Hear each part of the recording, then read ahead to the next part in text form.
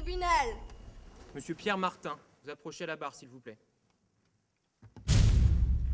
Alors, monsieur, vous êtes prévenu d'avoir à Saint-Avold, le 28 juin 2008, à l'occasion de la conduite d'un véhicule, par maladresse, imprudence, inattention, négligence ou manquement à une obligation de sécurité ou de prudence imposée par la loi ou le règlement, involontairement causé la mort de Jérémy et de Céline, avec ces circonstances qu'ils se trouvaient, donc que vous vous trouviez, monsieur, sous l'empire d'un état alcoolique, que vous vous trouviez également sous l'influence de substances ou de plantes classées comme stupéfiants, en l'espèce du cannabis, fait prévu et réprimé par les articles 221, 6, 1 et suivants du Code pénal. Qu'est-ce que vous avez consommé comme alcool exactement? Plusieurs shooters et quelques bières. C'est quoi des shooters? Ça vous paraît évident, mais c'est pas connu de tout le monde, monsieur. C'est quoi? C'est de la vodka? C'est du whisky? C'est quoi? C'est de la vodka. C'est de la vodka.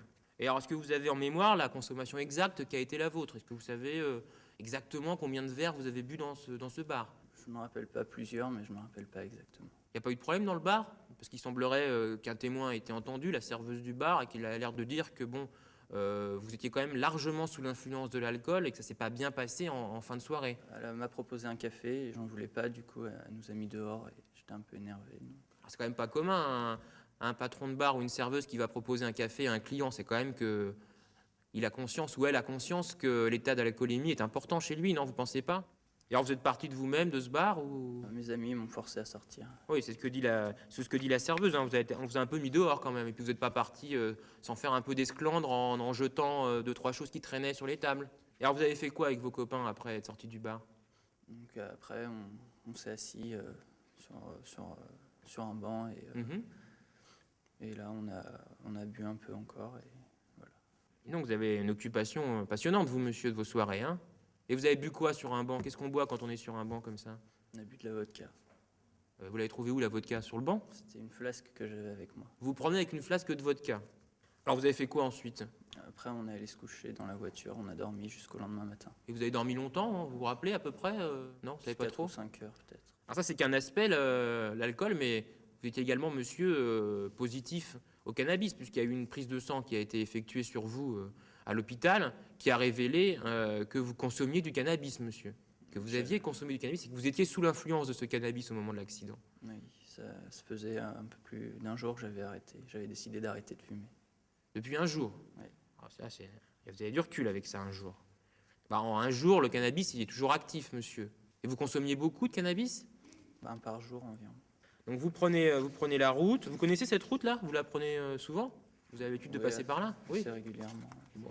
Et puis a priori, donc il n'y a pas de témoin direct de l'accident, en tout cas qui peut raconter ce qui s'est passé. C'est vous le principal témoin, monsieur, hein, même si vous êtes l'auteur également. Comment il s'est passé cet accident-là? Qu'est-ce qui s'est passé exactement? Donc on roulait, c'était une ligne droite. Donc je me suis un peu endormi, et la voiture est partie sur la droite et la roue est sortie de la route et la voiture s'est mise en travers. C'est vous qui avez appelé les secours? Oui. Et vous avez reconnu les gens qui étaient dans l'autre voiture? Vous vous êtes rendu compte que c'est des gens que vous pouviez connaître? Et j'ai reconnu la sœur de Jérémy. Et puis après, j'ai appelé tout de suite, j'étais paniqué, j'ai pas fait attention qu'il y avait d'autres. Alors on essaie à peu près de comprendre ce qui s'est passé, monsieur. Concernant votre personnalité, puisqu'on ne juge pas uniquement ce que vous avez fait, mais également ce que vous êtes, on peut en effet voir que votre casier judiciaire ne mentionne pas de condamnation. Donc vous avez fait votre lycée sans difficulté. Ça se passe bien au niveau des études. Oui. Et cette consommation de stupéfiants, là, elle est ancienne? Oui, c'est vrai que comme ça faisait plus d'un jour, j'ai pas pensé que ça allait me gêner. Manifestement, ça a peut-être eu un rôle dans vos réflexes, monsieur. Parce que si vous me dites que vous consommez du cannabis une fois par jour et qu'on voit que l'influence de cannabis se poursuit au-delà de 24 heures, c'est que vous conduisez à chaque fois, monsieur, sous l'influence du cannabis, manifestement. Chaque fois que vous avez conduit, vous étiez sous l'influence du cannabis. Vous comprenez ça? Oui. Comment vous vivez ce qui se passe là aujourd'hui? Je regrette, évidemment. Si j'avais su, j'aurais pas pris ma voiture. Alors bon, les parties civiles entendent que vous êtes désolé, monsieur, mais c'est un petit geste qui a beaucoup de conséquences. Donc vous êtes Caroline, vous étiez donc la passagère arrière du véhicule conduit par Céline, c'est bien ça? Oui. Vous êtes finalement la personne qui, dans le véhicule conduit par Céline, a été la moins touchée, puisque, donc on l'aura compris, Céline est décédée.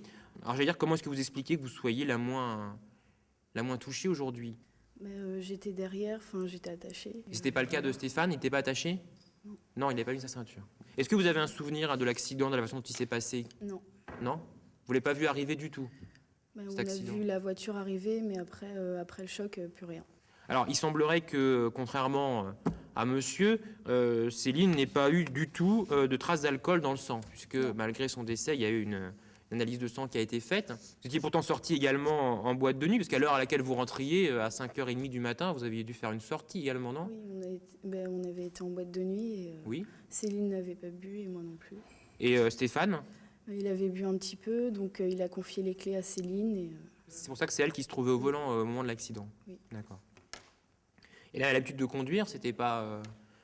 Elle-même, elle conduisait normalement, il n'y avait Oui, pas de oui. difficulté, elle n'était pas Non. fatiguée particulièrement ou un petit peu fatiguée, mais rien de particulier. non.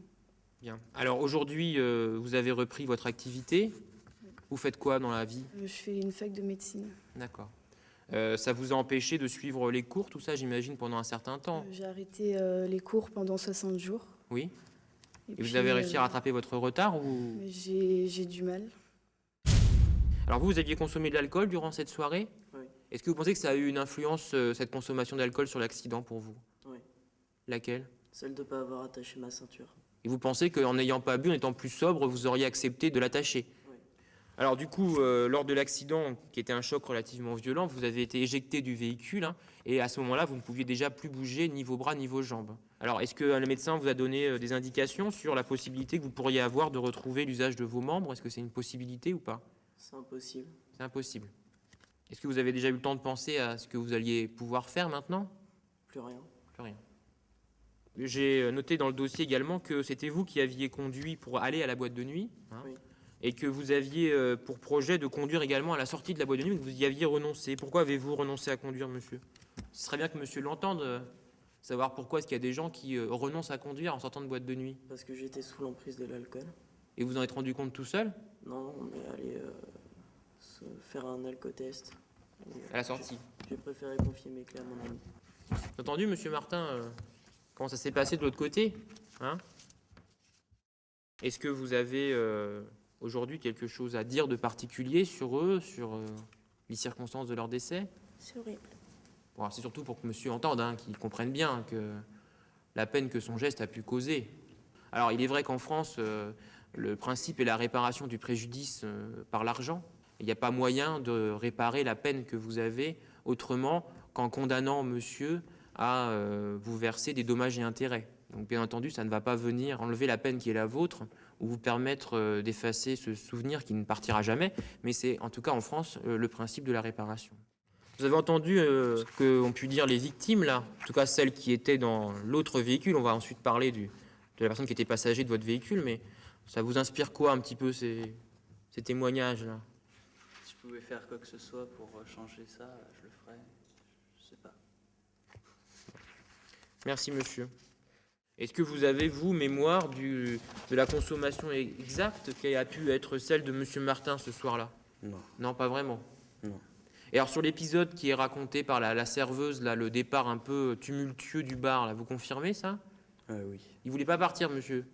Non. Pourquoi? Qu'est-ce qu'il voulait faire? Il voulait boire encore. Il voulait encore consommer de l'alcool? Oui.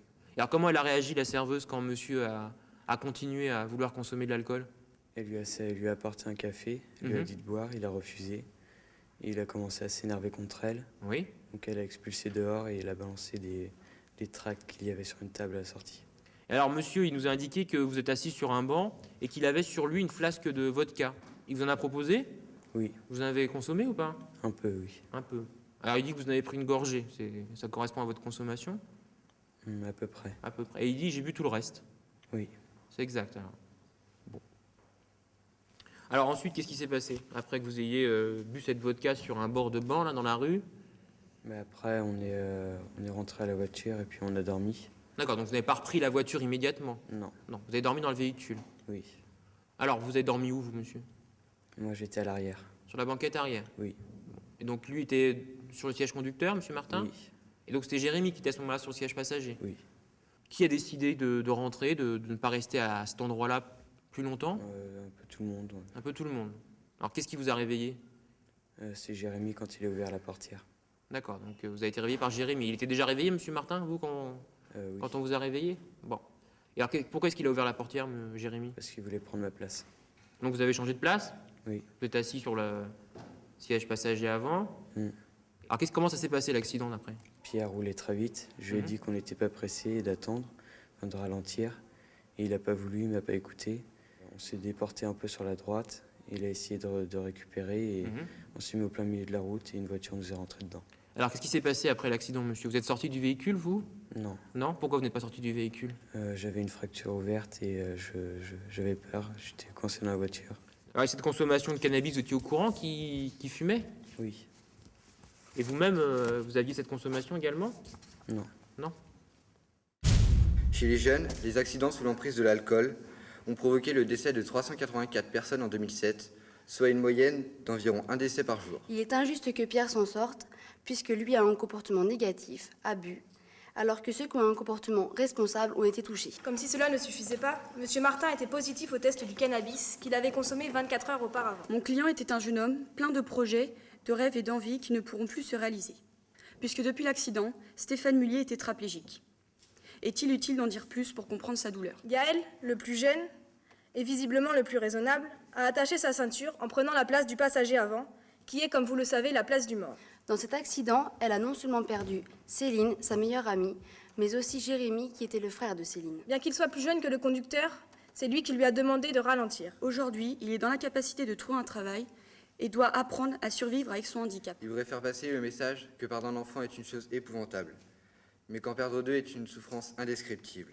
Gaël gardera toute sa vie le traumatisme moral de cet accident. En tout cas, son handicap le condamne à ne jamais avoir une vraie vie de famille et exaucer son rêve, celui de tenir son enfant dans ses bras. Compte tenu des éléments que je viens de vous exposer, M. Sauerborn Gaël se constitue partie civile et sollicite au titre des dommages et intérêts la somme de 10 000 € au titre des souffrances physiques endurées, La somme de 5 000 € au titre du préjudice esthétique, Et sollicite la condamnation de M. Martin à leur verser la somme de 50 000 € à titre de dommages et intérêts. la somme de 5 000 € au titre des souffrances endurées, la somme de 10 000 € au titre du préjudice moral. Compte tenu de la gravité de son état et du fait qu'il n'est à ce jour pas consolidé, il sollicite la désignation d'un expert pour déterminer l'étendue de son préjudice. Je vous remercie de bien vouloir faire droit à ces demandes.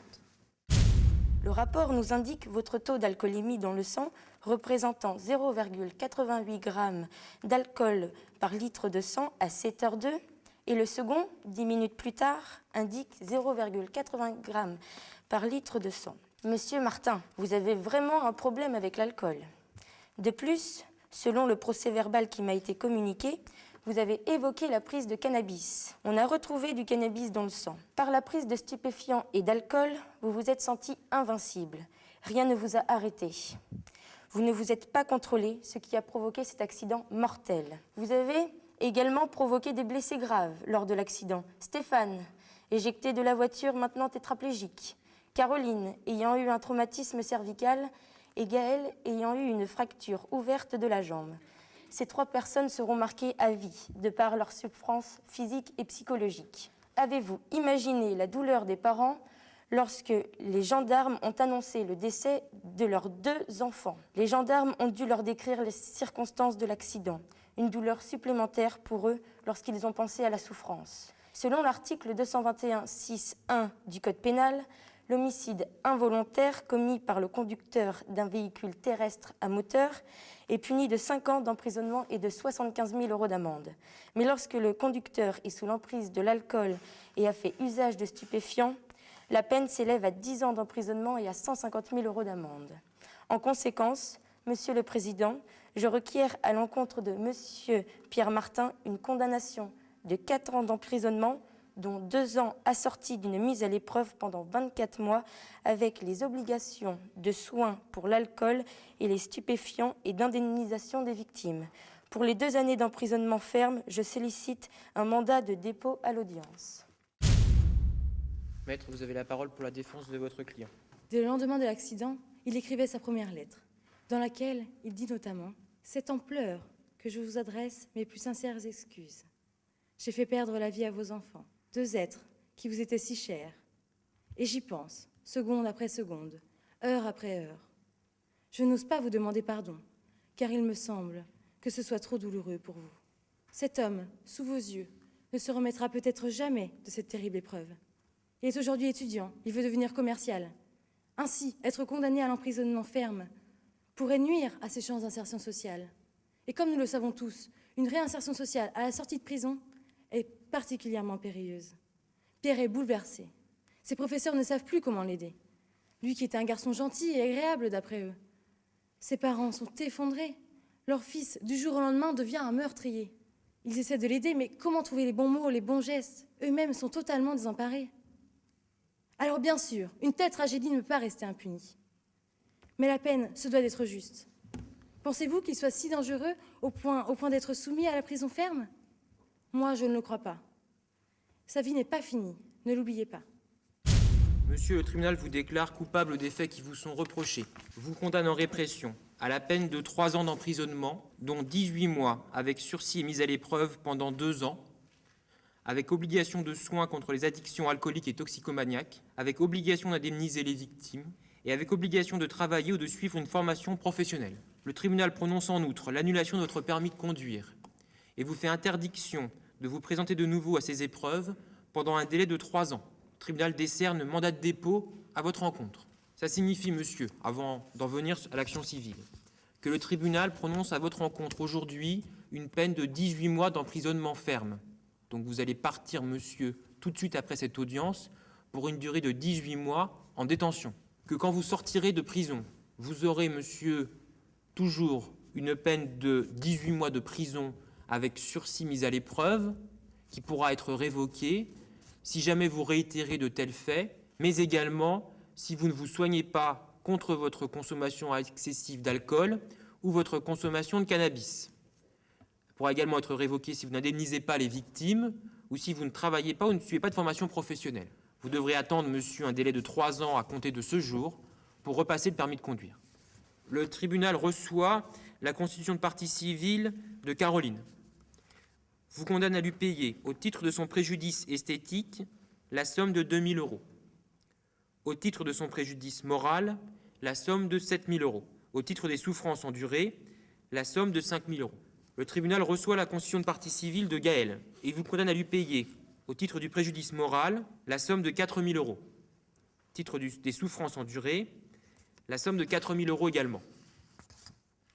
Le tribunal reçoit la constitution de partie civile de Stéphane, ordonne une expertise pour évaluer le complet préjudice de celui-ci et désigne à cette fin, avec la mission habituelle, le docteur Dubois. Le tribunal renvoie donc sur intérêt civil s'agissant de Stéphane à l'audience du 15 octobre 2008, où vous comparaîtrez de nouveau, monsieur, pour que vous sachiez quelle somme vous devrez payer à celui-ci pour la réparation de son préjudice.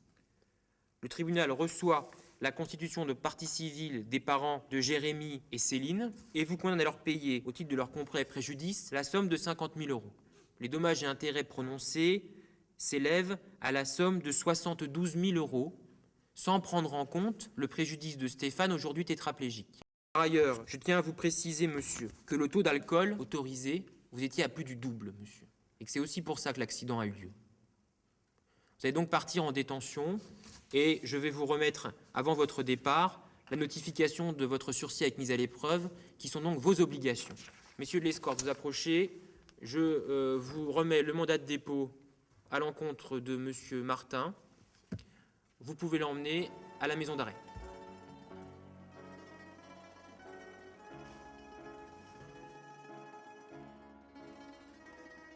Un triste accident de voiture vous a rendu sombre. Quand j'ai appris ça c'était dur, on traînait ensemble. Dans le quartier on avait nos petits délires. Victor, ce qui m'a marqué ta gentillesse et ton sourire. Les gars, vous êtes partis trop tôt, on se retrouvera tout là-haut. Les pleurs ont gagné vos familles et vos poteaux. Tous les quartiers réunis pour pleurer vos mémoires. J'ai du mal à m'endormir, j'y repense tous les soirs. Et je suis pas le seul dans ce cas.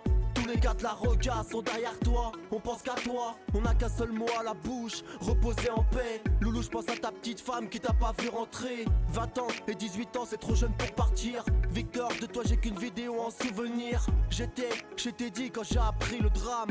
On était bouleversés, maintenant paix à vos âmes. Encore une mort de merde, encore une mort banale. Les amis sont réunis, les familles sont en larmes. Vos images sont gravées à jamais dans nos pensées. C'est toujours les bons qui partent, comment vous oublier? Encore une mort de merde, encore une mort banale. Les amis sont réunis, les familles sont en larmes. Vos images sont gravées à jamais dans nos pensées. C'est toujours les bons qui partent, comment vous oublier? Ma plume pleure, mon âme est en deuil. Jamais j'aurais imaginé le pire. Ce texte, jamais j'aurais voulu l'écrire. T'étais le seul ami que je connaissais depuis tout petit. Toujours droit, franc, même dans les durs moments. Comment imaginer? Putain, je me dis c'est pas vrai. Pas possible de plus te voir recleboucher sur ton roquette quittée. Impossible d'oublier ta personnalité. Jamais radin, toujours à faire profiter du regard des gens. Putain, tu t'en foutais.